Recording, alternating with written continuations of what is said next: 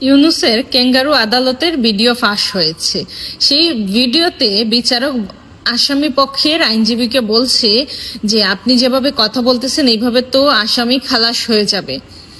তারপর আসামি পক্ষের আইনজীবী বলতেছে যে আপনারা আমাকে যেভাবে বলছেন আমি তো সেভাবেই বলছি, আমি যদি এখন বলি যে আমার আসামি খালাস হবে না তাহলে তো জাতি জনগণ সবাই আমাদের ভুল বুঝবে, আপনাকেও ভুল বুঝবে। এই জন্য আমি এগুলা বলতে হয়ে দেখিয়ে বলছি যে আসামি খালাস হবে। সাংবাদিকরা প্রশ্ন করলে আমি বলছি যে আসামি খালাস হবে, কিন্তু আপনারা যেটা আমাকে শিখিয়ে দিচ্ছেন আমি তো সেটাই বলছি। তারপর বিচারক বলতেছে ঠিক আছে তাহলে আপনি ভালোই বলছেন।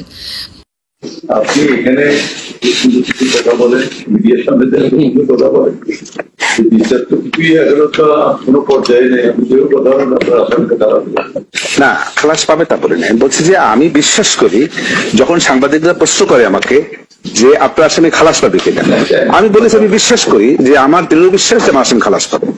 সেটা তো বলতেই পারি আমি, আমার বিশ্বাস আমার চেষ্টা সে জায়গাটা আমি বলতেই পারি।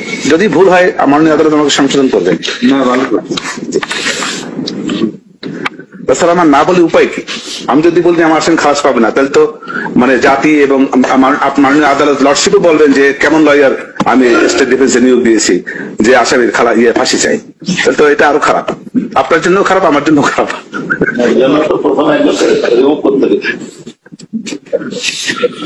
বুঝেন ইউনূসের এই ক্যাঙ্গারু কোর্ট এগুলো সব সাজানো নাটক। তারা 2013 সালে যে যুদ্ধাপরাধী বিচার হয়েছে আন্তর্জাতিক অপরাধ ট্রাইব্যুনালে সেইটারই শুধুমাত্র প্রতিশোধ নিচ্ছে শেখ হাসিনার বিচার করে। আদতে শেখ হাসিনার এই যে তথাকথিত বিচার হচ্ছে এটা সম্পূর্ণ অবৈধ, অসাংবিধানিক এবং সাজানো নাটক। এটা জামাতের আইনজীবী তাজুল ইসলামের এবং জামাতের সাজানো নাটক। এইটা কোনো ধরনের কোনো বিচার হতে পারে না। এইটা বিচারের নামে প্রহসন।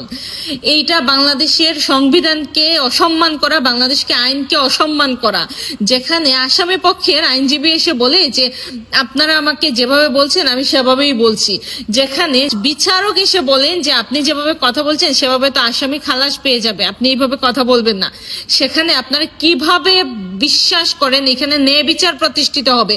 এই আদালতের প্রতিটা বিষয় অসাংবিধানিক, অবৈধ।